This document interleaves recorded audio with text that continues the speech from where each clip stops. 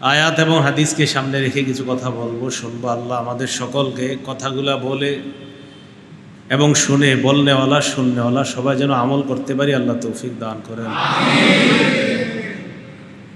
সূরা শূরার 30 নম্বর আয়াতে কারিমে আল্লাহ বলেন, ওমা আসাবাকুম মিন মুসিবাতিন ফাবিমা কাসাবাত আইদিকুম।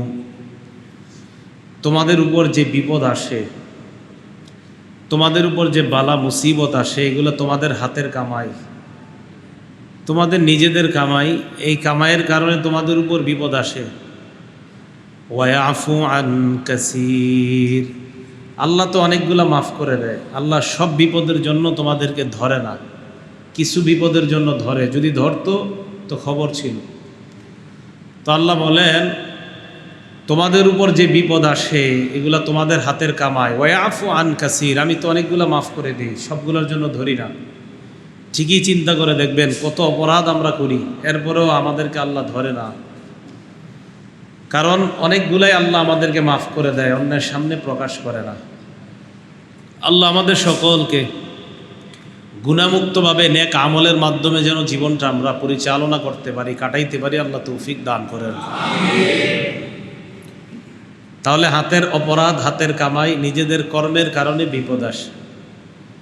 তিরমিজি শরীফের যে হাদিসটা আপনাদের সামনে পেশ করলাম, এই হাদিসে রাসূল আকরাম সাল্লাল্লাহু আলাইহি সাল্লাম 15টা অপরাধের কথা বলছে, যে আমার উম্মতের মাঝে যখন এই অপরাধগুলো আসবে, হাল্লা বালা উহা, তখন উম্মতের উপরে মুসিবত আসবে, বিপদ আসবে। এই হাদিসে 15টা বলছে, আরো অনেকগুলো আছে। তো রাসূল আকরাম সাল্লাল্লাহু আলাইহি সাল্লাম 1 নম্বরে বলেন, ইদা তুখিদাল ফাইউ দুয়ালা, গনিমতের মাল ব্যক্তিগত সম্পদে যখন রূপান্তরিত করা হবে। উম্মতের মাঝে যদি জিহাদ হয়, এই জিহাদে যুদ্ধলব্ধ সম্পদ, এই সম্পদকে যদি যারা পরিচালনা করবে, যুদ্ধ পরিচালনা করবে, তারা যদি এই সম্পদকে নিজের ব্যক্তিগত সম্পদ মনে করে, তাহলে তখন গজব আসার সম্ভাবনা। এগুলো 1 নম্বর অপরাধ। 2 নম্বর, ওয়াল আমানাতু মাগনামা, আমানতের মাল লুটের মালে পরিণত হবে। মানুষ আমানত রাখবে, এটাকে যিনি আমানত হিসাবে আনবে, এটাকে লুট করবে। এই এলাকার জন্য 100 কোটি টাকা কোথাও থেকে অনুদান আসছে, তো যার মাধ্যমে আসছে এটা তার কাছে আমানত। উনি কি করছে, এই টাকা মেরে সব শেষ করে দিচ্ছে। এই হলো আমানতের টাকা লুটের মালে পরিণত হবে। তো এটা আমাদের সমাজে কিন্তু অহরহ হচ্ছে। ওয়াল আমানাতু মাগনামা, আমানত লুটের মালে পরিণত হবে। স্কুল কলেজকে কেন্দ্র করে কত আমানত আসে মানুষের হাতে, মানুষের কাছে। এই আমানতগুলা যথাযথভাবে আদায় করা হয় না। এই জন্য আমানত আমরা ব্যক্তিগতভাবে অনেকের কাছে আমানত থাকে। যেমন আমি আপনার কাছে টাকা পাও না, আপনি আমার কাছে টাকা পাও না, এটা কিন্তু পরিশোধ করে দেওয়া, এটা আপনার হক আপনার কাছে পৌঁছিয়ে দেওয়া, এটা আল্লাহর নির্দেশ। সূরা নিসার 58 নম্বর আয়াতে আল্লাহ বলেন, ইন্নাল্লাহা ইয়া'মুরুকুম আন তুআদ্দুল আমানাতি ইলা আহলিহা, নিশ্চয় আল্লাহ তোমাদেরকে আদেশ করেন আমানত যথাযথ ব্যক্তির কাছে পৌঁছায় দিতে। আপনার বোন আপনার কাছে সম্পত্তি পায়, আপনি দেন না, আমানত। আপনার ভাই আপনার কাছে সম্পত্তি পায়, আপনি দেন না, এই যে আমানতের খেয়ানত। বোনরে বিয়ে দেওয়ার পর বোন সম্পত্তি পাবে, এটাই শরীয়ত। সম্পত্তি বোন পেয়ে গেলে এরপরে ভাইয়ের মুখে কিভাবে আমি ভাইয়ের বাসায় গিয়ে মুখ দেখাবো, এটা মনে করা, এটা ইসলামের খেলাফ।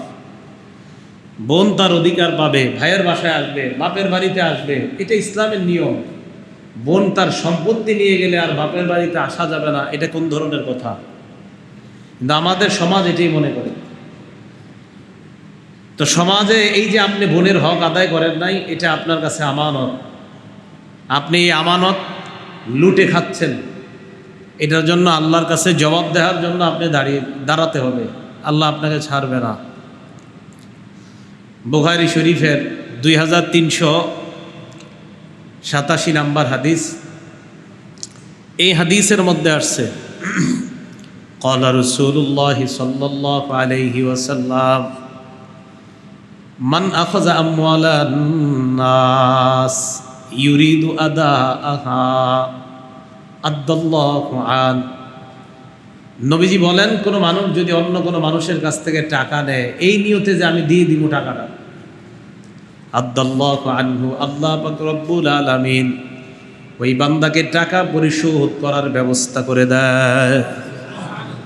নিয়ত আছে, আপনি কারো কাছ থেকে টাকা নিয়েছেন, আপনার নিয়ত আছে আপনি টাকাটা দিবেন, এই নিয়তেই নিছেন আপনি, কোনো না কোনোভাবে আল্লাহ আপনাকে ব্যবস্থা করেই দিবে তার টাকা পরিশোধ করার জন্য।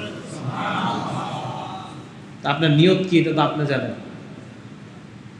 ওয়ামান আখাযা ইউরিদু ইতলাফাহা, কোনো বান্দা যদি অন্য কোনো বান্দার কাছ থেকে টাকা নেয়, ঋণ নেয়, ইতলাফাহা নিয়ত হলো টাকাটা মেরে দেওয়া, আতলাফাহুল্লাহ, আল্লাহ পাক রব্বুল আলামিন ওই ব্যক্তিটাকে ধ্বংস করে দিবে। আপনি কারো টাকা নিছেন মেরে দেওয়ার নিয়তে, আপনি ওনার টাকা মেরে দিবেন, আপনার 14 গোষ্ঠীর মধ্যে পরবর্তী প্রজন্ম যারা আসবে এত বিপদ একের পর এক পড়তেই থাকবে, আপনাকে আল্লাহ ধ্বংস করে দিবে। তো এই জন্য দেখেন, কারো কাছ থেকে কেউ টাকা নিছে, এই এলাকায় এগুলো হয়, একজন আরেকজনের কাছ থেকে বিদেশ যাওয়ার সময় টাকা ঋণ নেয়, 1 লাখ, 1.5 লাখ, 2 লাখ, যাওয়ার পরে দিব্যি ভালো আছে সৌদি আরব, বিদেশ, ইতালি, কুয়েত গিয়ে, কিন্তু টাকা দেওয়ার নাম নাই। তো টাকা নেয়, সে মনে করে এই টাকা এটা আমার হয়ে গেছে, নাউজুবিল্লাহ, এটা তো আপনার কাছে আমানত, আপনি আনছেন, এটা আপনি মালিক না, এটা আরেকজনের মালিক। এটা যতদিন না দিবেন সারা জীবন সেজদায় পড়ে থাকলেও আল্লাহ আপনাকে মাফ করবে না। সারা জীবন মনে করেন আমি সেজদা দিয়ে কাটাই দিব, আর উঠবো না সেজদা থেকে, আল্লাহ আপনাকে মাফ করবে না ওই মালিক যতক্ষণ মাফ না করবে। তো কোনো বান্দা কোনো বান্দার কাছ থেকে টাকা নিল মেরে দেওয়ার নিয়তে, আতলাফাহুল্লাহ, আল্লাহ তাকে ধ্বংস করে দিবে। আল্লাহ আমাদের সকলকে দেশ গ্রামে আমরা যে যেখানে আছি এই লেনদেনগুলো যেন খুব মজবুত সঠিকভাবে আমরা আদায় করতে পারি, আল্লাহ তৌফিক দান করেন। বুখারী শরীফের আরেকটা হাদিস শুনেন, 2291 নম্বর হাদিস, 2291 নম্বর হাদিস, আশ্চর্য হাদিস। عن أبي هريرة رضي الله تعالى عنه أن رسول الله صلى الله عليه وسلم ذكر رجلا من بني إسرائيل। আবু হুরায়রা রাদিয়াল্লাহু তাআলা আনহুর বর্ণনা, রাসূল আকরাম সাল্লাল্লাহু আলাইহি ওয়াসাল্লাম বনি ইসরাইল সম্প্রদায়ের এক ব্যক্তির কথা আলোচনা করলেন। সাআলা বা'দ বানি ইসরাইলা আইয়ুসলিফাহু আলফা দিনার। এক ব্যক্তি আরেক ব্যক্তির কাছে 1000 স্বর্ণ মুদ্রা ঋণ চাইছে। 1000 স্বর্ণ মুদ্রা ঋণ চেয়েছে। 1000 স্বর্ণ মুদ্রার মালিক আপনাদের এই যুগে এই এলাকার কেউ থাকলে আপনি কোটিপতি এলাকার সবচেয়ে বেশি। তো 1000 স্বর্ণ মুদ্রা চাইছে ঋণ এক ব্যক্তি আরেক ব্যক্তির কাছে। তো যার কাছে চাইছে ঋণদাতা, উনি বললেন ইতিনি বিশুহাদা, সাক্ষী আনো, তোমার যে 1000 স্বর্ণ মুদ্রা দিব সাক্ষী আনো। তো যিনি দিবে ঋণ উনি বললেন কাফা বিল্লাহি শাহিদা, সাক্ষী তো আনতে পারবো না, আল্লাহ সাক্ষী হিসাবে যথেষ্ট, আল্লাহরে সাক্ষী রাখলাম। এবার ওই ব্যক্তি বললেন ইতিনি বিল কাফিল, তাহলে কোনো জিম্মাদার নিয়ে আসো, তুমি টাকা না দিতে পারলে তোমার হয়ে যে টাকা দিয়ে দিবে এমন কোনো কাউকে নিয়ে আসো। উনি জবাব দিলেন কাফা বিল্লাহি ওয়াকিলা, জিম্মাদার হিসাবেও আল্লাহ যথেষ্ট, আমি আল্লাহকে সাক্ষী বানাইলাম, আল্লাহকে জিম্মাদার বানাইলাম। সাক্ষী আনো, আল্লাহ সাক্ষী, জিম্মাদার আনো, আল্লাহ জিম্মাদার। তাদের মাঝে ভয় ছিল, এই যে ওদের স্ট্যাম্প হয়, সাক্ষী হয়, সব হয়, সব হওয়ার পরেও 20 বছর পর দেখতেছেন আপনি যেই জায়গায় বাড়ি বানাইছেন, বিল্ডিং বানাইছেন টাকা পয়সা দিয়ে কিনা, এই বিল্ডিং নাকি আরেকজনের। কারণ যা আপনার কাছে বিক্রি করছে এই জায়গা ঠিক নাই, আপনি কাগজপত্র দেখছেন সব ঠিক, কোনো ভুল নাই। 20-30 বছর বসবাস করার পরে আপনি দেখছেন খতিয়ান কিভাবে জানি একটু গাপলা ছিল, এটার কারণে আপনি ধরা খেয়ে গেছেন। তো বলতেছে টাকা সাক্ষী কোথায়? আল্লাহ সাক্ষী। কথা হলে তুমি নিতে না পারলে যে দিবে এমন কাউকে বানাও, আল্লাহ যথেষ্ট। তো যিনি ঋণ দিবে তিনি ওই ব্যক্তির কথা শুই না বললেন, সদাক্তা, আমার দিল সাক্ষী দেয় তুমি যা বলছো সত্য কথা, তোমার কথা আমি বিশ্বাস করলাম।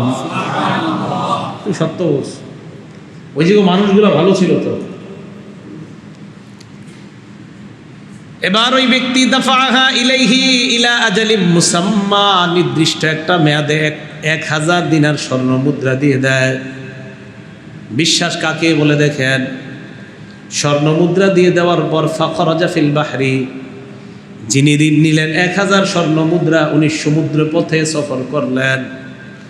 কযা হাজাতা, টাকা যেই কারণে নিলেন প্রয়োজন পুরা করলেন। প্রয়োজন পুরা করার পর নির্দিষ্ট সময়ে টাকা পৌঁছানোর জন্য এবার লোকটা প্রস্তুত।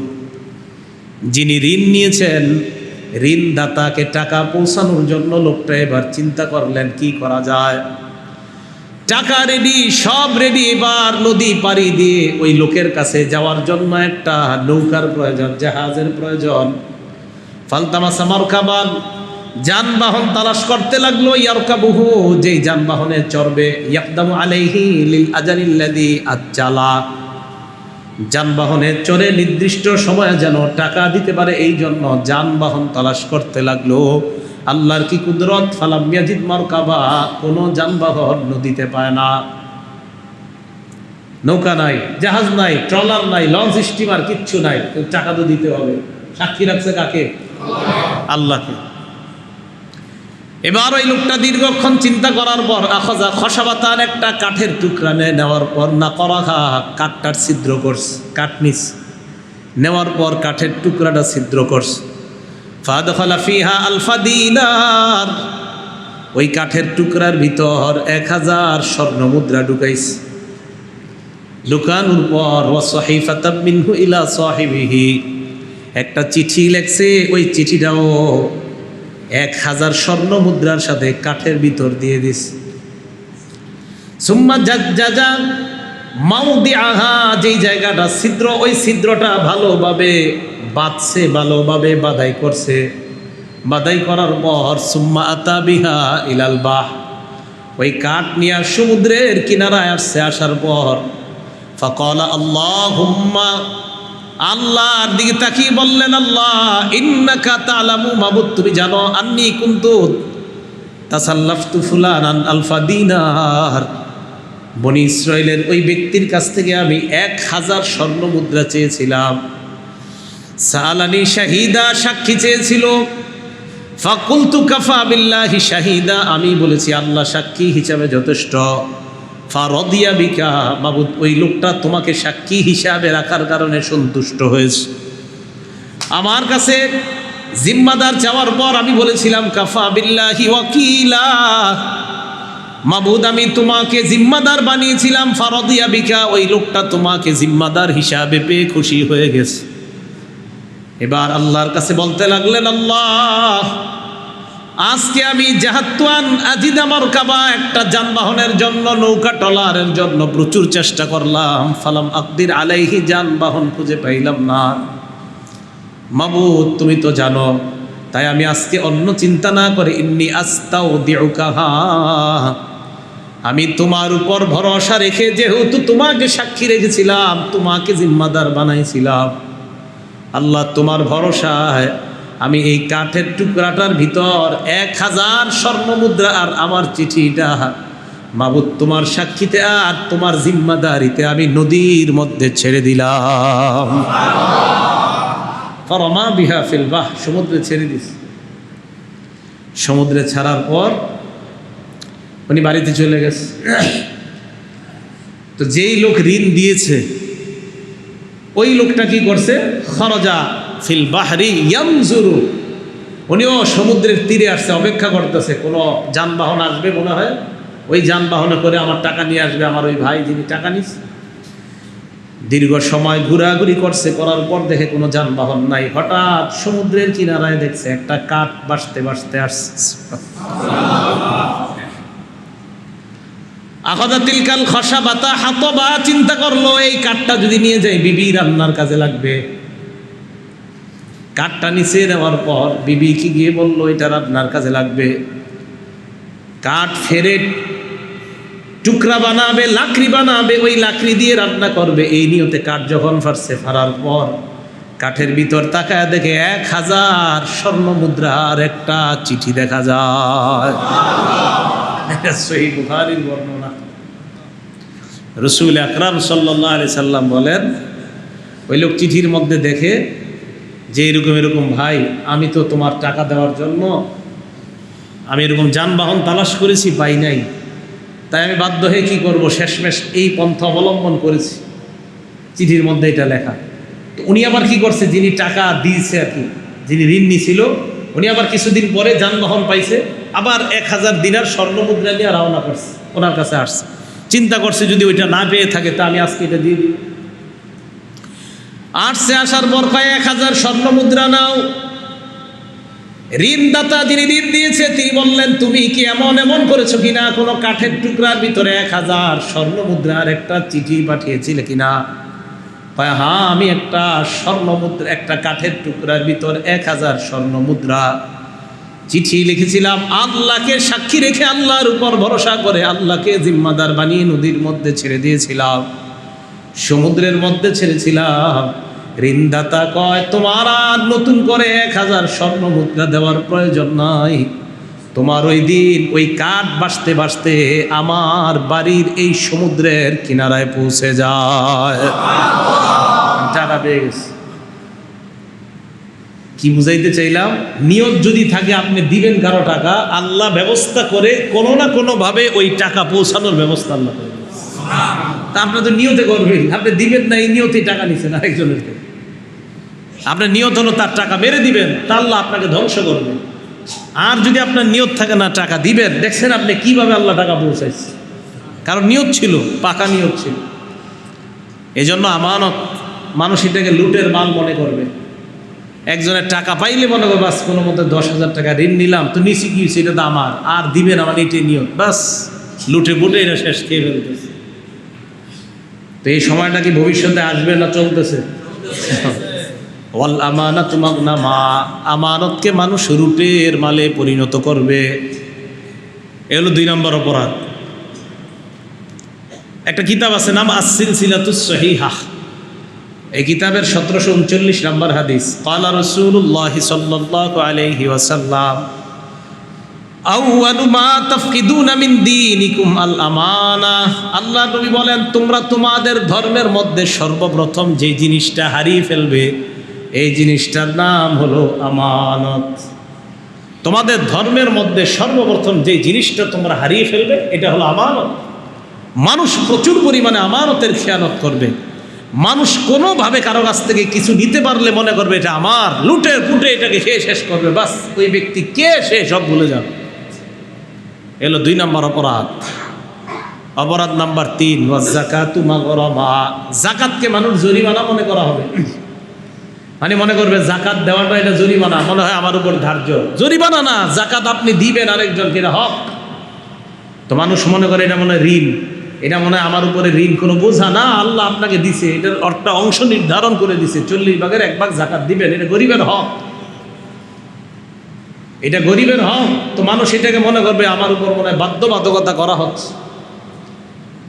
আল্লাহ পাক রব্বুল আলামিন পবিত্র কোরআনে বলেন, ইয়াউমা ইউহমা আলাইহা ফি নারি জাহান্নামা ফাতুকওয়া বিহা জিবাহুহুম ওয়া জুনুবুহুম হাদা মা কানাসতুম লিআনফুসিকুম ফাযুকু মা কুনতুম তাকনিজুন। আল্লাহ বলেন, আল্লাযীনা ইয়াকনিজুনা আয-যাহাবা ওয়াল ফিদ্দাতা ওয়া লা ইউনফিকুনাহা ফি সাবিলিল্লাহ ফাবাশশিরহুম বিআযাবিন আলীম। একটা সময় আসবে, ইয়াকনিজুনা আয-যাহাবা, মানুষ স্বর্ণ, ওয়াল ফিদ্দা, রূপা জমা করবে, ওয়া লা ইউনফিকুনাহা ফি সাবিলিল্লাহ, আল্লাহর রাস্তায় খরচ করবে না। ফাবাশশিরহুম বিআযাবিন আলীম, আল্লাহ বলেন তাদেরকে আপনি যন্ত্রণাদায়ক শাস্তির দুঃসংবাদ শোনায় দেন।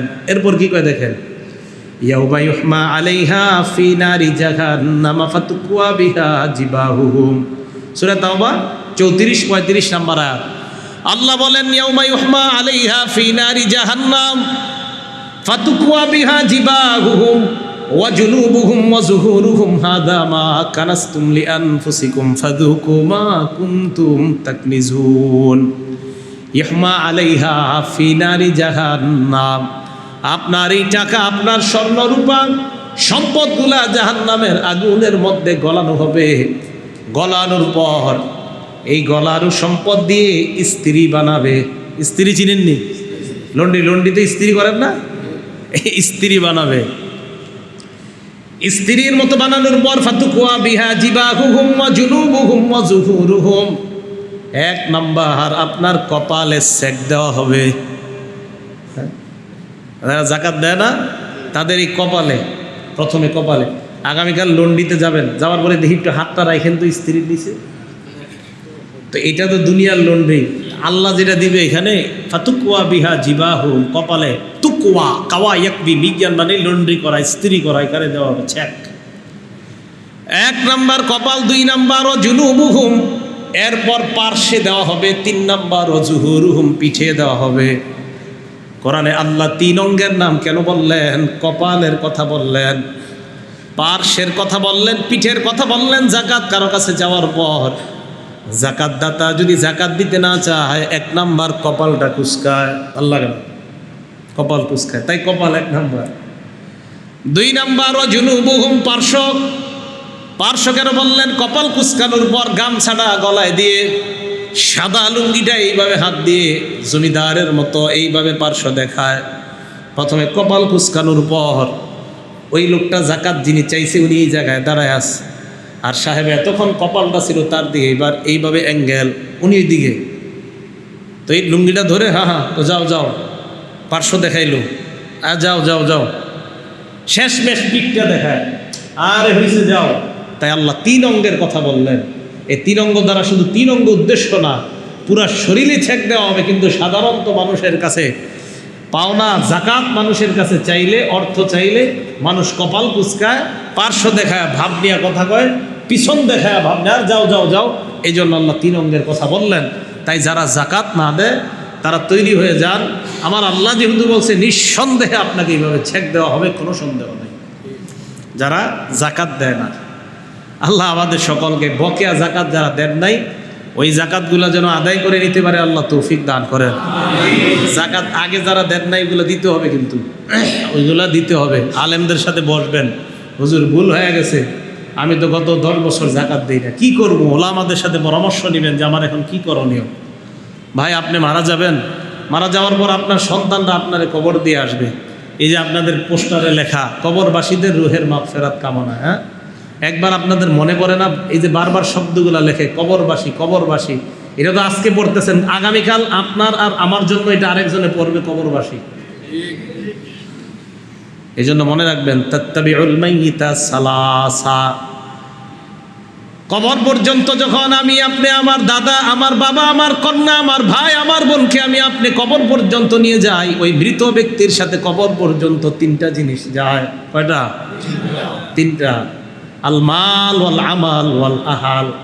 1 নাম্বার সম্পদ যায়, 2 নাম্বার পরিবার যায়, 3 নাম্বার আমল নামা যায়। নবী বলেন ইয়ারজিউ ইসনান, 2টা ফিরে আসে, ওয়ায়াবকা ওয়াহিদ, 1টা থাকে। বলেন তো মৃত ব্যক্তির সাথে কবর পর্যন্ত কয়টা জিনিস যায়?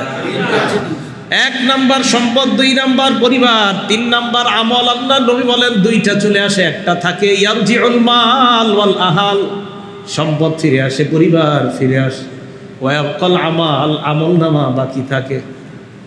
তাহলে আপনার সম্পদ কবরে যাবে না, আপনার পরিবার কবরে যাবে না।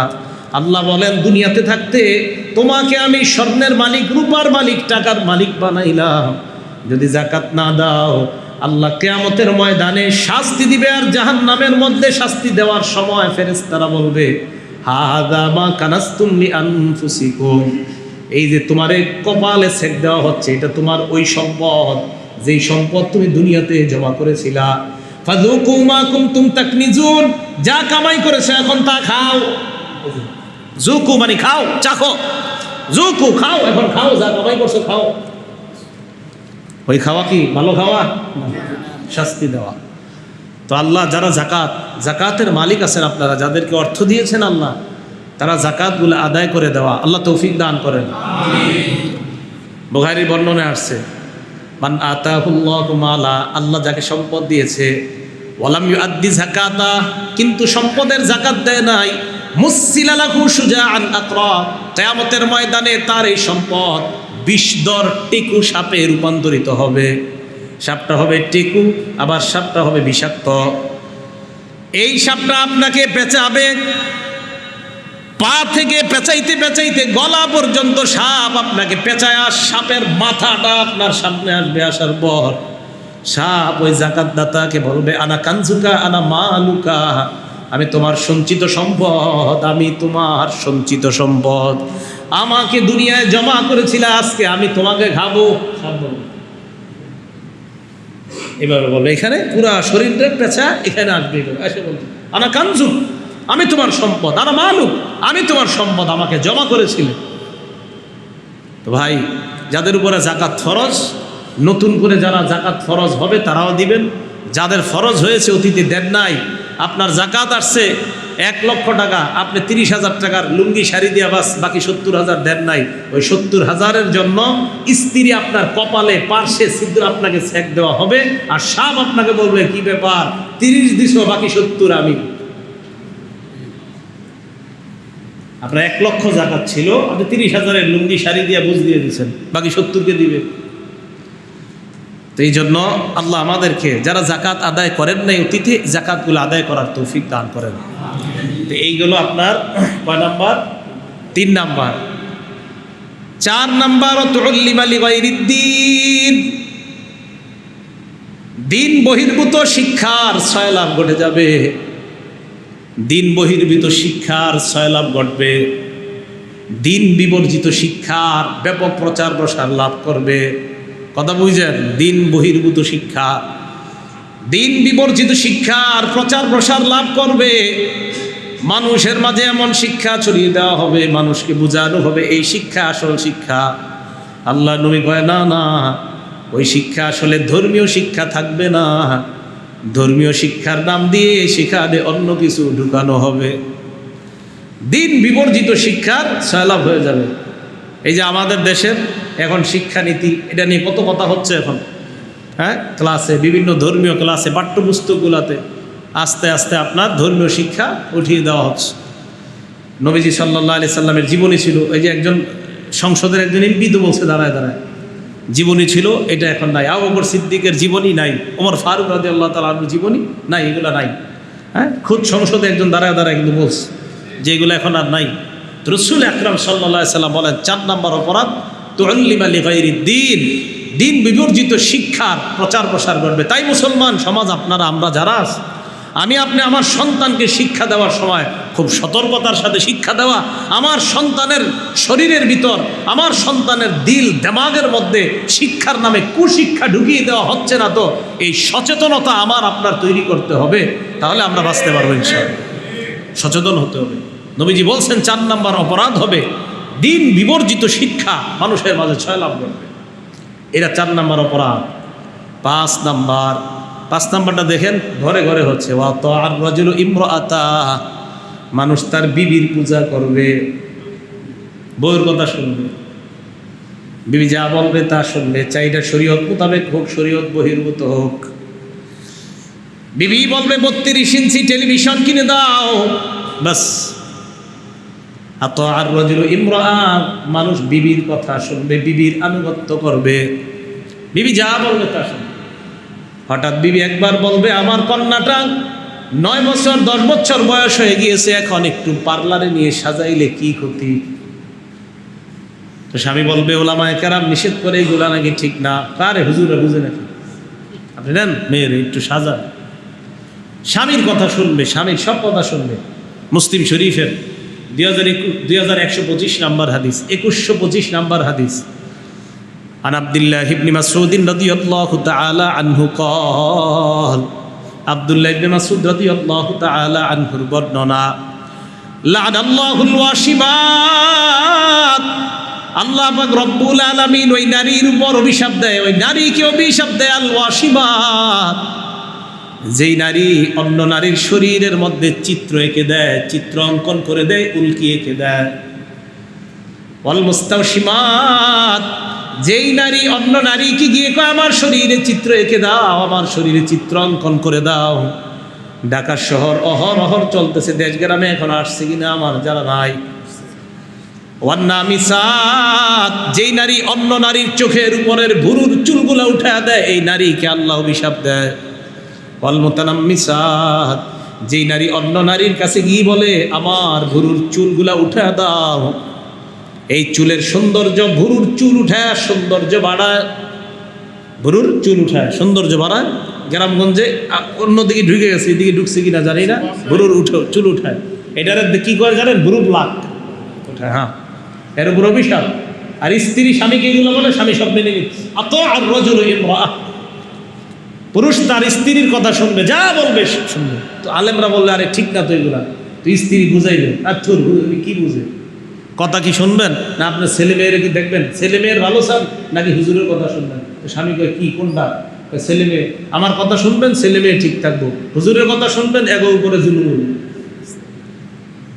বুঝেন না? হুমকি দেয়, তোমার ছেলে মেয়ে হুজুর বলে না আমি বলি, তবে তুমি বলো তো আমি যেরকম এটা শুনবেন। আর রাজুলু ইমরাআহ, স্ত্রী সব কথা, এক গুনাহের কথা হোক, সওয়াবের কথা, সওয়াবের কথা তো ভালো, গুনাহের কথা সব শুনবে। তো বলতেছিলাম ওই হাদিসের মধ্যে ওয়ালানাল্লাহুল মুতাফাল্লিজাতিল হুসন, অনেক মেয়েদের দাঁত আঁকা বাঁকা দাঁত ফাঁকা করে সৌন্দর্য বাড়ানোর জন্য। আল মুতাগায়্যিরাতি খালকাল্লাহ, এই নারীরা হলো আল্লাহর সৃষ্টির পরিবর্তনকারিণী। যেই নারী চোখের ভুরু ফ্লাক করে, এই নারীকে হাদিসের মধ্যে আল্লাহর সৃষ্টির পরিবর্তনকারিণী বলা হয়েছে।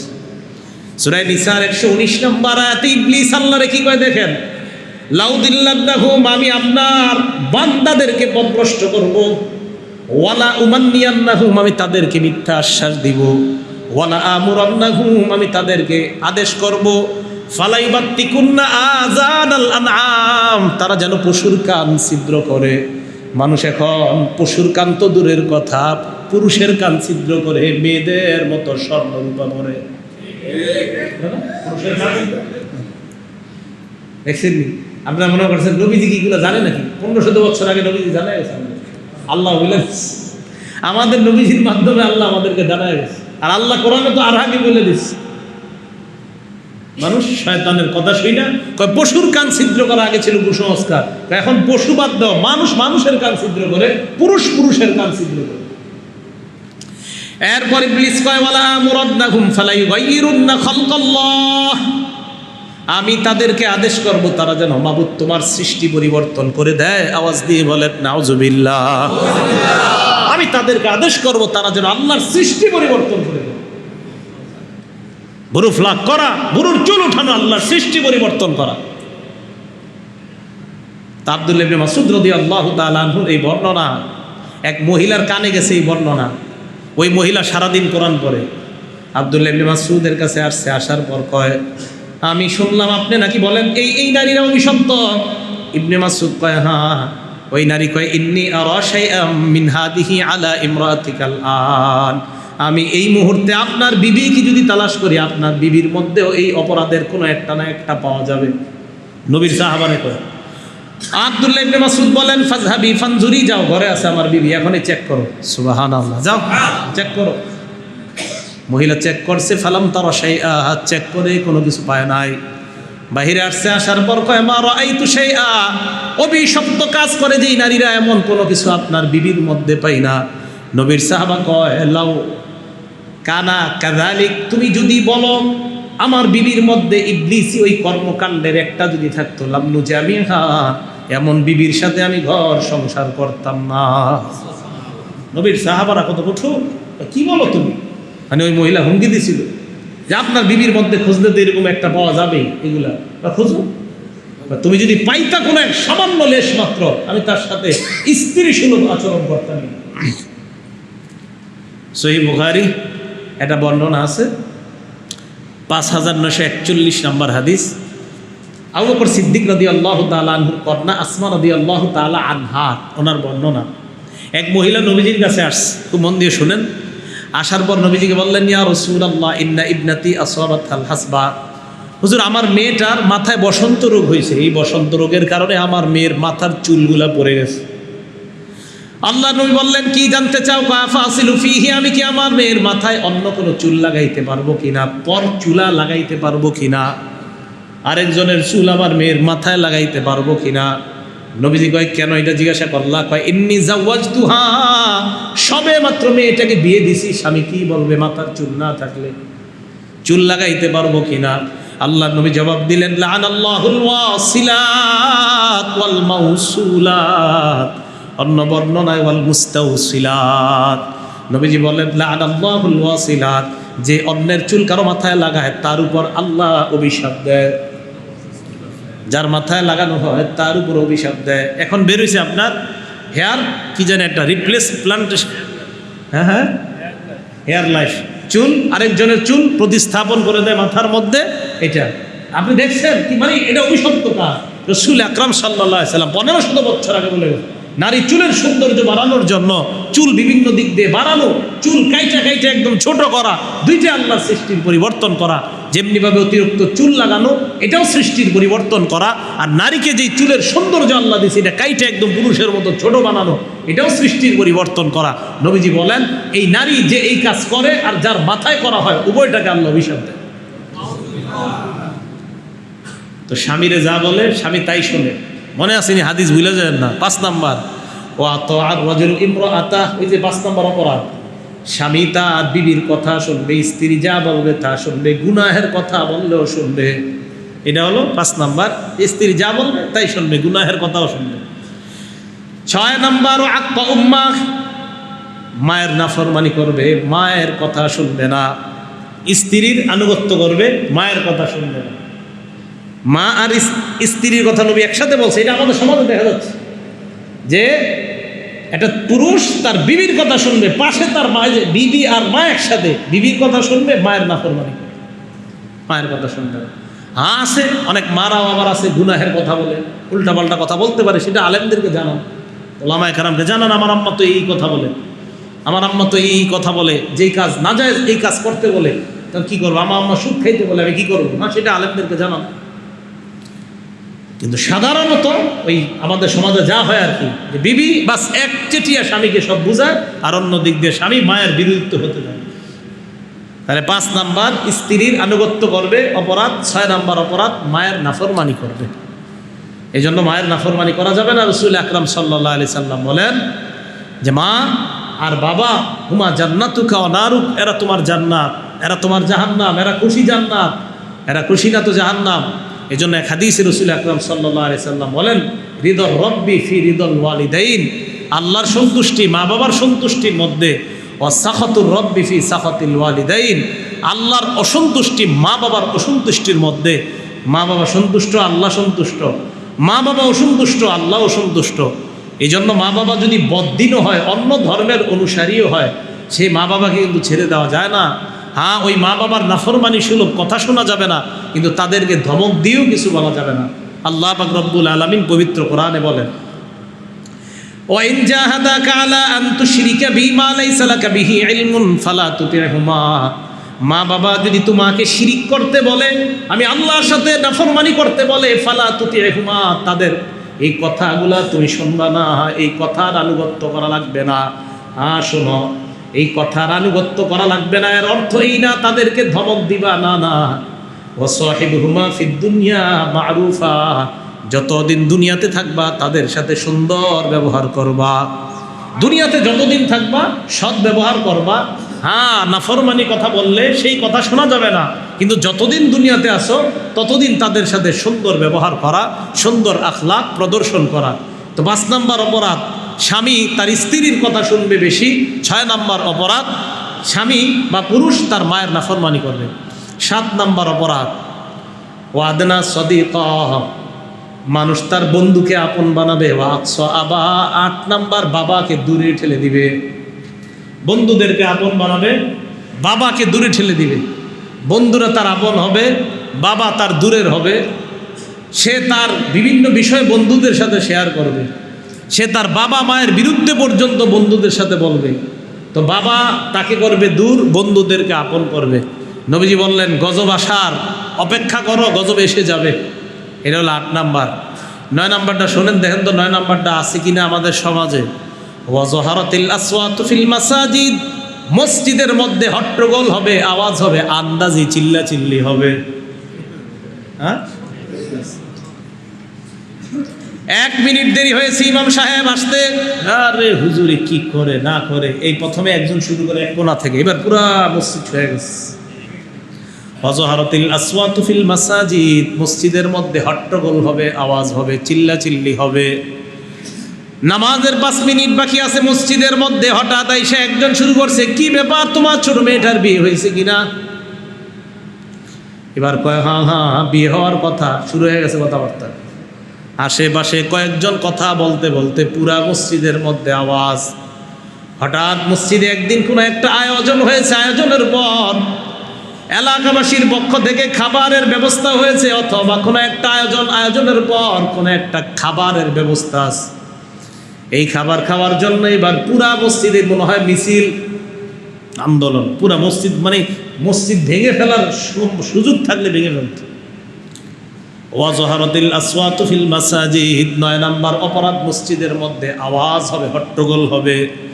শুধু তাই নয়, আওয়াজটা কেমন জানেননি? শহরের কথা বলি, মসজিদের সভাপতি মসজিদে আসার পর দেখে ময়লা, একটু ময়লা, পুরা মসজিদ ঠিক, একটু ময়লা। কাদেম সাহেব কোথায়? জি আমি এখানে। মসজিদে ময়লা কেন এত? ঝাড়ু টাড়ু ঠিক মতো দেন না? দেই তো ঠিক মতো। খানা টানা খায়া খালি চর্বি বাড়াইতেছেন, ঠিক মতো কাজ টাজ করেন না। খোঁজ নিয়ে দেখেন ঘরে এর মেয়ের সাথে বা বিবির সাথে ঝগড়া হয়েছে, এই ঝগড়া এসে মসজিদের উপর ছাড়তেছে, খাদের উপর ছাড়তেছে। মসজিদের মধ্যে আওয়াজ, চিল্লা চিল্লি। বাসায় পারে না, মসজিদে পারে একদল মানুষ। মসজিদে ইচ্ছা মতো ইমাম সাহেব আর মুয়াজ্জিন সাহেবের সাথে পারে, আর কারোর সাথে পারে। এই ইমাম আর মুয়াজ্জিন, যে ইমামের পিছনে আপনি নামাজ পড়েন, ওনাকে কিভাবে আপনি জোর গলায় কথা বলেন, এটা আমার বুঝে আসে না। যে ইমামের পিছনে আপনি নামাজ পড়েন, যে খতিবের পিছনে আপনি নামাজ পড়েন, ওনার সামনে আপনি জোর গলায় কথা কিভাবে বলেন? আপনি একবার ভাববেন তো, আমি যার পিছিয়ে এসা বললাম, যার পিছিয়ে ফজর বললাম, আমি জোর গলায় তাকে কিভাবে একটা কথা বলি? খালি এতটুকু ভাববেন। আমি বলছি না আপনি বইলেন না, কিন্তু একটু ভাইবেন তো, যে আমি যার পিছিয়ে নামাজ পড়ি তাকে এইভাবে কিভাবে বলি। আল্লাহ আমাদেরকে কথাগুলো বোঝার তৌফিক দান করেন। 10 নম্বরটা দেখেন কি কয়, ওয়াসাদাল কবিলাতা ফাসিকুহুম, গোত্রের নেতা হবে সবচাইতে পাপাচার মানুষটা। 11 নম্বর, ওয়াকানা জাইমুল কওমি আরজালাহুম, গোত্রের অধিপতি হবে সবচাইতে নিকৃষ্ট মানুষটা। পাপাচার আর নিকৃষ্টে ভরপুর তারা গোত্রের নেতা হবে, গোত্রের অধিপতি হবে।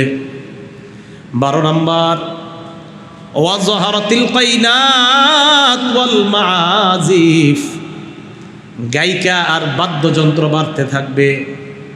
বাদ্যযন্ত্র বাড়বে, গায়িকার সংখ্যা বাড়বে, বাদ্যযন্ত্রের সংখ্যা বাড়বে। গায়িকা বাড়বে, বাদ্যযন্ত্রের সংখ্যা বাড়বে। মানুষ বাদ্যযন্ত্র দিয়ে অনুষ্ঠান করবে, নাম দিবে অনুষ্ঠান বা মাহফিল অনুষ্ঠান, সেখানে বাদ্যযন্ত্র দিয়ে গান গাওয়ার পর বলবে এটা ইসলামী মাহফিল। বুঝলেন? বাদ্যযন্ত্র। ভাই আপনি অনুষ্ঠান কি করছেন সেটার বিরোধিতা আমি করছি না, কিন্তু আপনি যে বাদ্যযন্ত্র, এটা নবীজি বলছেন বাদ্যযন্ত্র হবে তো বুঝবা গজব আসবে। বাদ্যযন্ত্র হবে বুঝবা গজব আসবে। এটা 12 নাম্বার, বাদ্যযন্ত্র বাড়বে। মেয়েরা গানের প্রতি উদ্বুদ্ধ হবে। বাবা চাইবে আমার মেয়েটা বড় হলে গায়িকা হবে, কণ্ঠটা মাশাআল্লাহ অনেক সুন্দর, হুজুরের কাছে দোয়া চাইবে এসে গায়িকা। তো গায়িকা নায়িকা বাড়বে, বাদ্যযন্ত্র বাড়বে। 13 নম্বর, ওক্রিমার রজুলুমা খাফাতা শাররিহি, মানুষকে সম্মান করা হবে, অস্ত্রের ভয়ে, শ্রদ্ধার কারণে সম্মান করবে না। একজন আরেকজনকে সম্মান করবে, তার পাওয়ার আছে, পাওয়ারের ভয়ে, ক্ষমতা আছে, তার ক্ষমতার ভয়ে, কিন্তু অন্তর থেকে সম্মান করবে না, অন্তর থেকে সম্মান করবে না। তো ওক্রিমার রজুলুমা খাফাতা শাররিহি, মানুষ আরেকজনকে সম্মান করবে তার অনিষ্টতা থেকে বাঁচার জন্য। আমার মেয়েটা দৈনিক কলেজে যায়, স্কুলে যায়, আমার মেয়েটাকে যেন কেউ আক্রমণ করতে না পারে, আঘাত করতে না পারে, মানে আপনার মেয়েটা যেন সেফ থাকে, তাই অমুকরে আপনি একটু সম্মান করেন। আসলে মন থেকে সম্মান করেন না, বরং আপনার তো মনে মনে এটা আছে যে বেটা তুমি একদিন তোমার এই ক্ষমতাটা ছাড়া আসো, লাথি মাইরা পুকুরে ফেলাইতে দেরি হবে না। সম্মান করতেছেন কেন? তুমি আজকে একটু বাহাদুরি অবস্থায় আসো, তাই মেয়েটা স্কুল কলেজে যায় ডেলি, কারণ তোমার সম্মান না করলে তুমি আমার মেয়েটাকে ডিস্টার্ব করবা, এই জন্য তোমার একটু সম্মান করতেছে। আসলে কিন্তু মন থেকে না, তার অনিষ্টতা থেকে বাঁচার জন্য সম্মান। এলো 13 নাম্বার। 14 নাম্বার, ওয়া শুরিবাতিল খুমুর, মদ পান করার সংখ্যা বাড়বে। মদ, মাদক, এটা বাড়বে। দেশগ্রামে বিয়ে অনুষ্ঠানে হয় কিনা জানি না, শহরে বিয়ে অনুষ্ঠানে আপনার গায়ে হলুদ আরও যত অনুষ্ঠান আছে, এই বিভিন্ন অনুষ্ঠানকে কেন্দ্র করে আপনার এই মদের পার্টি হয়, মদের আয়োজন হয়, মদের আসর হয়। শুরিবাতিল খুমুর 14 নাম্বার। 15 নাম্বার, ওয়ালাআনা আখিরু হাযিহিল উম্মাহ আউওয়ালাহা, এই উম্মতের শেষের মানুষগুলা, মনে রাখবেন, এই উম্মতের শেষের দিকের মানুষগুলা পূর্বেকার আল্লাহওয়ালা যারা আছে তাদেরকে অভিশাপ দিবে, তাদেরকে গালি দিবে। এই যুগের শেষের মানুষগুলা ইমাম আবু হানিফার ব্যাপারে বলবে উনি কি বুঝে, এভাবে বলবে।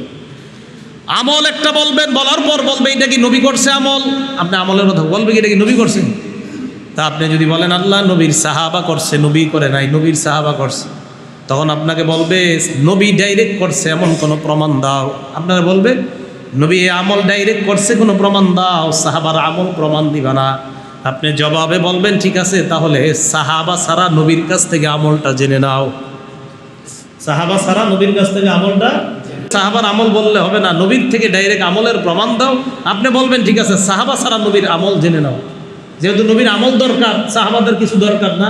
বলেন কথা, বলেন কথা, কর্ম। একদল বলেন নবীর সাহাবার কর্ম মানি না, এভাবে বলবে সাহাবার কর্ম মানি না, নবীর কর্মের দলিল দাও। তা আপনি বলবেন সাহাবার কর্ম মানো না, কথা মানোনি, তখন বলে ফেলতে পারে না কথাও মানি না, তখন বলবেন সাহাবার কথা ছাড়া নবীর হাদিসই তো প্রমাণ হবে না। আরে নবীজির হাদিস কোনো সাহাবা বলবে না, তো সাহাবা যদি না মানেন তো হাদিস কিভাবে? তো কয় কি নবীর ডাইরেক্ট আমল দাও। আপনি বলবেন ঠিক আছে সাহাবা বাদ দিয়ে ডাইরেক্ট নবীর আমল জেনে নাও, যদি এরকম কোনো আমল পাও আমারে বইলো, আমি আমল করব। সাহাবা ছাড়া নবীর কোনো আমল প্রমাণ করার জীবনেও সম্ভব না, সাহাবা লাগবেই। তো কয় কি সাহাবার কথা মানি না, যদি কোন মানি না তো নবীর হাদিস মানবেন কেন? হাদিস মানবেন কেন? আন আলকামা ইবনে ওয়াক্কাস আল-লাইসি রাদিয়াল্লাহু রাহিমাহুল্লাহ, سمعت عمر على المنبر سمعت رسول الله صلى الله عليه وسلم يقول إنما الأعمال بالنيات। আলকামা ইবনে ওয়াক্কাস বলেন হযরতে ওমর ফারুককে মিম্বরের মধ্যে বসে বলতে শুনলাম আল্লাহ নবী বলেছেন আমলের প্রতিদান নিয়তের উপর নির্ভর করে। দেখেন আলকামা বলেন যে আমি ওমর ইবনুল খাত্তাবকে শুনছি, ওমর ইবনুল খাত্তাব বলেছেন নবীজি বলেছে ইন্নামাল আমালু বিন্নিয়াত। সবাই দেখবেন বলতে বলতে বলবে আবু হুরায়রা বলেছেন, নবীজি এটা বলেছেন, আব্দুল্লাহ ইবনে আব্বাস বলেছেন, নবী এটা বলেছেন। তো কয় কি ডাইরেক্ট নবীর আমল চাই, সাহাবার আমল দিও না। তা আপনি বলবেন সাহাবা ছাড়া ডাইরেক্ট নবীর আমল তুমি একটা নিয়ে নাও, জানলে আমারে জানাও। সেই জন্য বিভিন্ন ফিতনা কি দেখেন, ওয়ালা আনা আখিরু হাযিহিল উম্মাহ আউওয়ালাহা, শেষ জামানার উম্মতের কিছু মানুষ আগের জামানার বড় বড় আলেমদেরকে গালি দিবে। এই জামানার অনেক মানুষ আছে আপনার বড় কষ্ট লাগে, 2-4টা কি জানি পরে পড়ার পর কয় ইমাম আবু হানিফা কি বুঝে, কি কয় না কয় চিন্তা করেন। তো নবীজি বলেন এই গজব আসার 15 নাম্বার অপরাধ হলো এটা। তাহলে দেখেন এই 15টা অপরাধের পরে কি, এবার মন দিয়ে শোনেন। 1 নাম্বার আল ফাইউ দুয়ালা, যুদ্ধলব্ধ সম্পদ ব্যক্তিগত সম্পদ মনে করা হবে। 2 নাম্বার ওয়াল আমানাতু মাগনামা, আমানতকে মনে করা হবে লুটের সম্পদ। 3 নাম্বার যাকাতু মাগরামা, যাকাত মনে করা হবে জরিমানা, মানুষ যাকাত দিতে চাইবে না। 4 নাম্বার তুআল্লিমা লিগাইরিদ্দিন, দিন বিবর্জিত শিক্ষা সমাজে ছড়িয়ে পড়বে।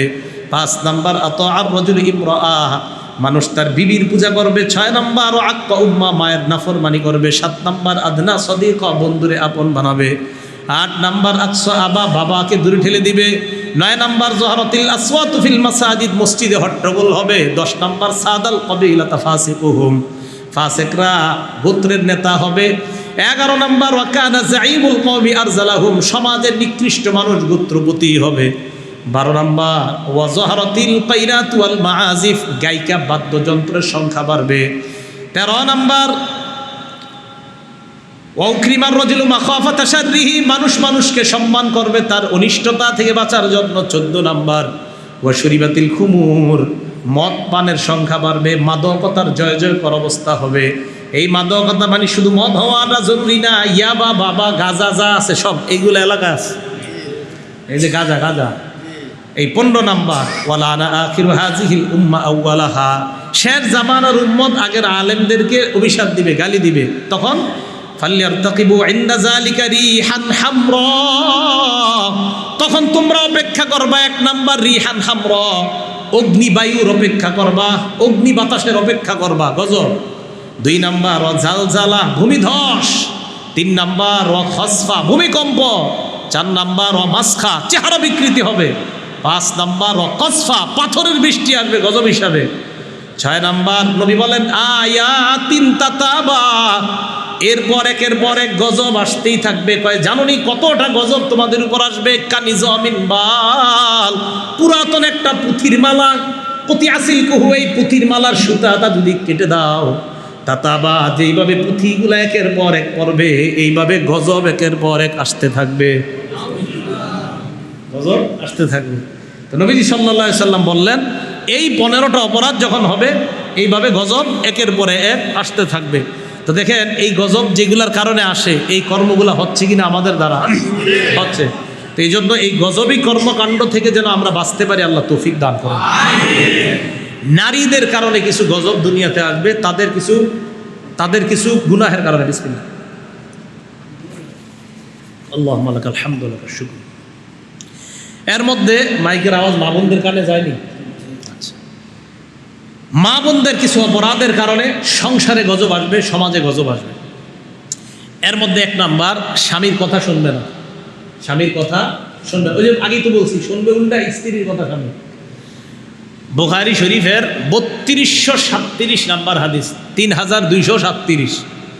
এই হাদিসের মধ্যে আসছে ক্বালা রাসূলুল্লাহ সাল্লাল্লাহু আলাইহি ওয়াসাল্লাম, আল্লাহ নবী বলেন ইজা দা'আর রাজুলু ইমরাআতাহু ইলা ফিরাশিহি, কোন স্বামী যখন তার স্ত্রীকে একান্ত প্রয়োজন পুরা করার জন্য ডাক দেয়, ডাক দেওয়ার পর ফাআবাত, স্ত্রী কোনো কারণ ছাড়াই অস্বীকার করে, জানতো কোনো কারণ নাই, কি কারণ? ফেসবুক চালাইতেছে, রাত্রে ব্যস্ত আছে, স্টার জলসায় দেখতেছে নাটক, ব্যস্ত আছে, ব্যস্ততা দেখায় স্বামীর কথায় সাড়া দেয় না।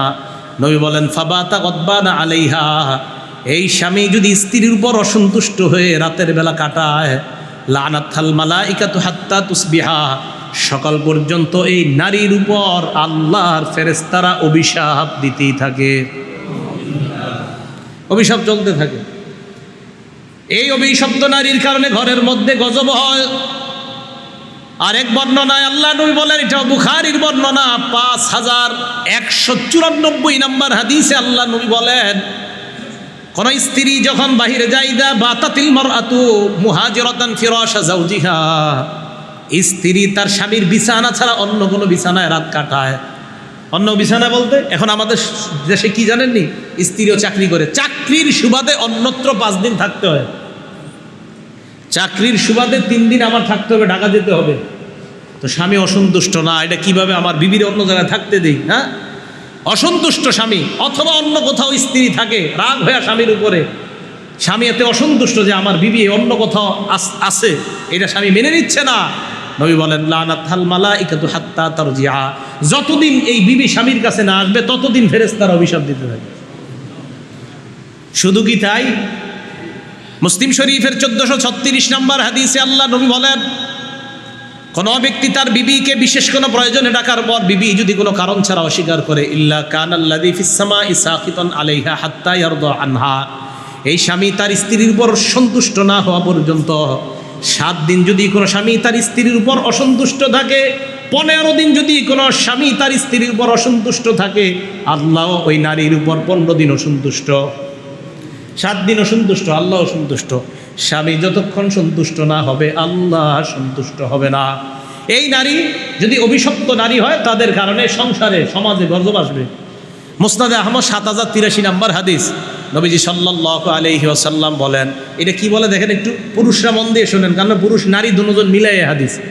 আল্লাহ নবী বলেন, সায়াকুনু ফি আখিরি উম্মতি রিজাল, আমার উম্মতের শেষ জামানা এমন একটা সময় আসবে, এমন কিছু পুরুষ হবে, ইয়ারকাবুনা আলা আশবাহ, ইয়ারকাবুনা আলা সুরুজিন কাশবাহির রিহাল, তারা ঘরের মতো গাড়ি দিয়ে ঘুরবে, ঘরের মতো গাড়ি দিয়ে ঘুরবে। এই যে আজকে ঘরের মতো গাড়ি দিয়ে কিন্তু আসছি আমি, এই গাড়িতে এসি আছে, এই যে আজকে যে গাড়ি দিয়ে আসছি এসি আছে, তো ঘরেও এসি হয়, এই গাড়ি দিয়ে আসছি আপনাদের এখানে, তো ঘরের মতো গাড়ি দিয়ে ঘুরবে।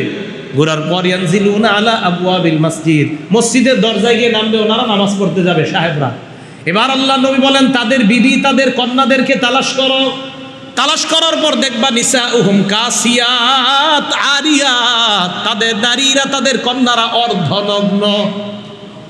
ওই মুসল্লি সাহেবদের কন্যারা নারীরা অর্ধনগ্ন। নবীজি বলেন, আলা রুসিহিন্না কাসনিমাতিল বুখতিল ইজাফ, তাদের এই চুলের খোপাগুলা ওটের কুজের মতো একদিকে পরে থাকে, পুরুষদেরকে দেখায়।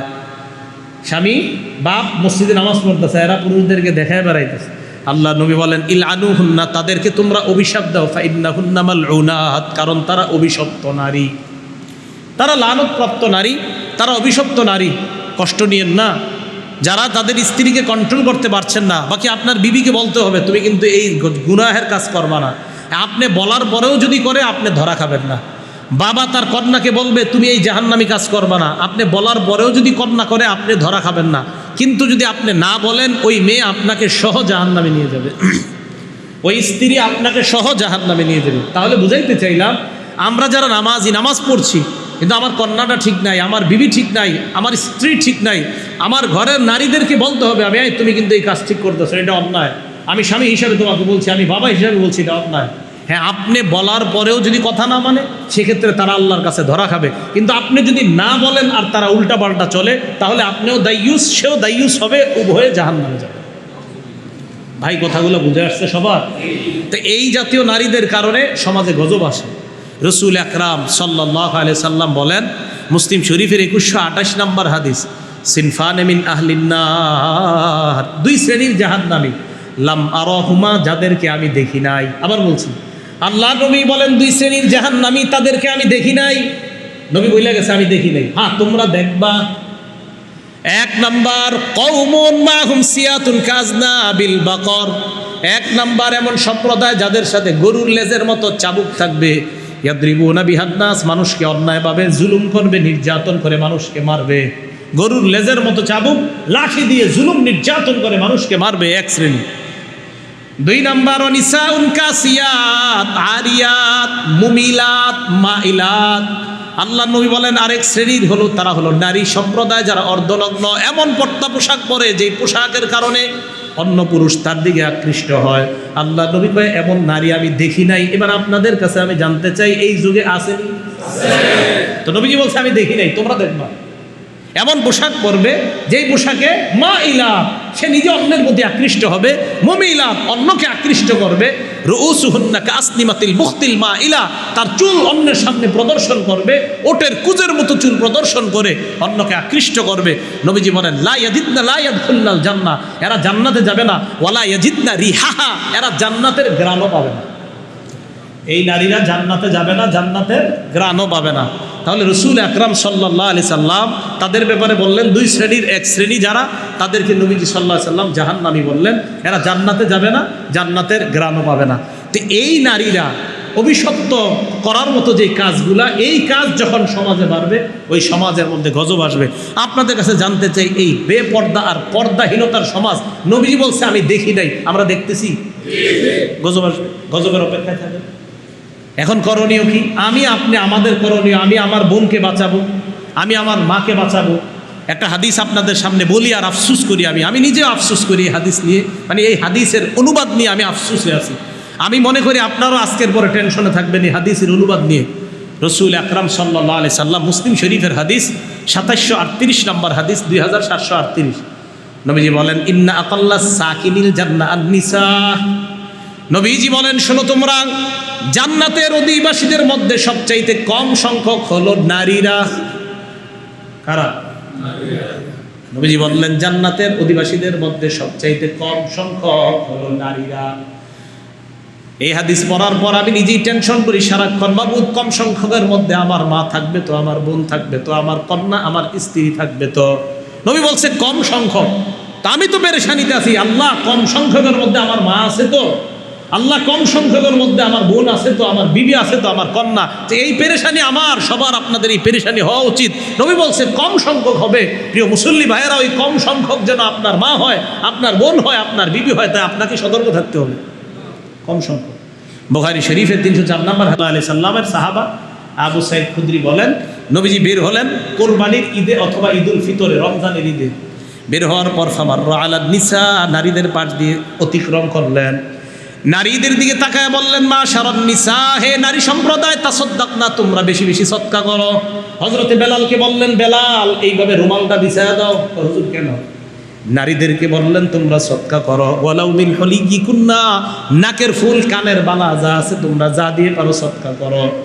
আল্লাহ নবী বললেন, ফাইন্নি উরিতুকুন্না, কারণ আমাকে দেখানো হয়েছে আকসার আহলিন নার, আমি দেখলাম তোমাদের বেশিরভাগ জাহান্নামী। কি তোমরা বেশিরভাগ?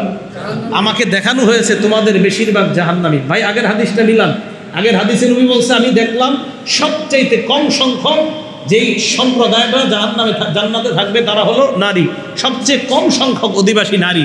আর এই হাদিসে বললেন আমাকে দেখানো হয়েছে যে জাহান্নামের মধ্যে তোমরাই সবচেয়ে বেশি। আগেরটায় বললেন জান্নাতের অধিবাসী সংখ্যাই সবচেয়ে কম, আর এই হাদিসে বললেন আমাকে দেখানো হয়েছে জাহান্নামে তোমরাই বেশি। নারীরা প্রশ্ন করলেন, কুলনা বিমাযা ইয়া রাসূলুল্লাহ, আমাদেরকে কেন জাহান্নামে বেশি দেখলেন? নবী জবাব দিলেন, দুইটা অপরাধ তোমাদের মধ্যে বেশি। এক নাম্বার তুকসিরনাল লাইনা, তোমরা বেশি বেশি অভিশাপ দাও। কথায় কথায় খালি অভিশাপ দিয়ে দাও, তোর উপর খোঁটা খাদা পড়তে পারে না, এই জাতীয় কথা। আরো কিছু কথা বলে ফেলে আর কি, কুসংস্কারগুলো, এই কথাগুলো বলো। এক। দুই নাম্বার ওয়া তাকফুরনাল আশীরা, স্বামীর নাফরমানি করো তোমরা।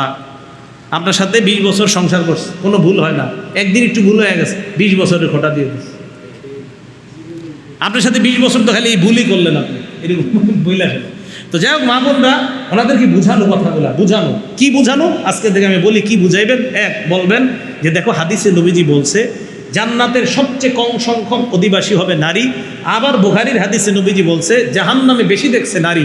প্রিয় স্ত্রী, প্রিয় মা, প্রিয় বোন, প্রিয় কন্যা, আমি তো চাই না জাহান্নামের বেশির মধ্যে তুমি থাকো, আর আমি তো চাই না যে জান্নাতের কম সংখ্যকের মধ্যে তুমি না থাকো, এটা আমি চাই না। আমি চাই কম সংখ্যকের মধ্যে জান্নাতে তুমিই থাকো, আর জাহান্নামের বেশি সংখ্যকে তুমি না থাকো, এটাই আমার চাওয়া। তো এই জন্য এদেরকে এটা বুঝানো, আর বুঝানো যে এই বেপরদার কারণে শুধু আমার ঘরে গজব আসে এমন না, পুরা সমাজের মধ্যে গজব আসে। বেপরদা বাড়বে তো জিনা বাড়বে। এক হাদিসে রাসূল আকরাম সাল্লাল্লাহু আলাইহি সাল্লাম বলেন, দুইটি অপরাধ কোন এলাকায় যখন বাড়বে ওই এলাকার সমস্ত নিয়ামত আল্লাহ উঠায় নেয়। একটা হলো সুদ খাওয়া, আর একটা হলো ব্যভিচার, জিনা করা। একের পর এক উঠে যায়। শুধু তো আছে, যে সুদের আলোচনা করি নেই, তো সুদ আর জিনা এইগুলার কারণে আম্মাহুমুল্লাহু বিআযাব, আল্লাহ ব্যাপকভাবে পুরা এলাকারে ধরে। আল্লাহ অপরাধ কয়টা? দুইটা। এই দুই অপরাধে পুরা এলাকা ধরে আল্লাহ। আম্মাহুমুল্লাহু বিআযাব, আল্লাহ পুরাটা এলাকারে ধরে ফেলে শুধুমাত্র এই বেশিরভাগ এই দুইটা অপরাধের কারণে। তো বুঝাইতে চাইলাম, হাদিসে 15টা অপরাধের কথা বললাম, ওই যে প্রথম আমাদের আলোচনা 15টা অপরাধ। এই অপরাধগুলো আমাদের অনেকের মাঝে আছে। আল্লাহ যেন এই অপরাধগুলো থেকে বাঁচতে পারি, আল্লাহ তৌফিক দান করেন। মা বোনদেরকে যেন পর্দার মধ্যে রেখে ওই জান্নাতের কম সংখ্যকে যেন আমার মা থাকে, আমার বোন থাকে, আমার স্ত্রী থাকে, আমার কন্যা থাকে, এই চেষ্টা করা। গজব থেকে যেন এলাকাটা হেফাজত থাকে, আল্লাহ তৌফিক দান করেন। এই স্থায়ী মাহফিলটা প্রতি মাসে হোক, এটা কি চান সবাই? আসলে চান তো? এই পিলারের এই পাশে যারা আছেন তারা ইনশাল্লাহ বলেন জোরে। মাঝে যারা আছেন বলেন তো এবার সবাই বলেন তো। এটা লাভ কি আমি বলি আপনাদেরকে, ইসলাহ মানে হলো সংশোধন করা, শুদ্ধ করা, পরিশুদ্ধ করা। দেখেন আজকে জাকাতের কথা কিছু বললাম, হইতে পারে আপনাদের কারো মাঝে কাজ হয়ে যাবে, ইন্নালিল্লাহ আমি তো জাকাত দেই নাই কয়েক বছর, দিয়ে দিব।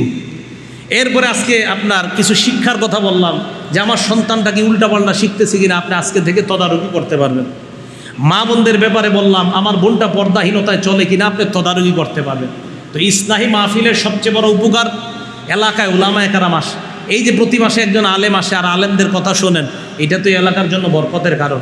এজন্য আমি বলবো এলাকার সবাই মিলেমিশে আপনারা এই ইসলাহি মাহফিলের আয়োজন করবেন এবং মিলেমিশে সবাই অংশগ্রহণ করে অন্যকে উৎসাহিত করবেন যে হ্যাঁ, ইসলাম মানে শুদ্ধ পরিশুদ্ধ করা। আমরা চাই এই ইসলাহি মাহফিলের মাধ্যমে যেন পুরা এলাকাটা পরিশুদ্ধ হয়ে যায়। এই জন্য সবাই সহযোগিতা করা, কথা দিয়ে সহযোগিতা করা, কর্ম দিয়ে সহযোগিতা করা, অর্থ দিয়ে সহযোগিতা করা, পরামর্শ দিয়ে সহযোগিতা করা, এটার বিরোধিতা না করা। এটা কথা সারা জীবন মনে রাখবেন। ভালো কাজ করতে না পারলেও ভালো কাজের বিরোধিতা কোনোদিনও করবো না, ঠিক আছে না ইনশাআল্লাহ? ভালো কাজ করতে না পারলেও ভালো কাজের বিরোধিতা কখনো করতে পারবো কেন? এমনি বলবেন আমি ভালো কাজ নিজেই করতে পারি না, আল্লাহ আমি যেন করতে পারি তৌফিক দিন। ভাই, ভালো কাজের বিরোধিতা তো আমি করতে পারি না। আল্লাহ পাক রব্বুল আলামিন আমাদের সকলকে যেই কথাগুলো শুনলাম বললাম, আমি সহ আমরা সবাই যেন আমল করে আল্লাহর গজব থেকে যেন আমরা সবাই বাঁচতে পারি, আল্লাহ তৌফিক দান করেন। আমিন। ওয়া আখিরু দাওয়ানা আনিল হামদুলিল্লাহি রাব্বিল আলামিন।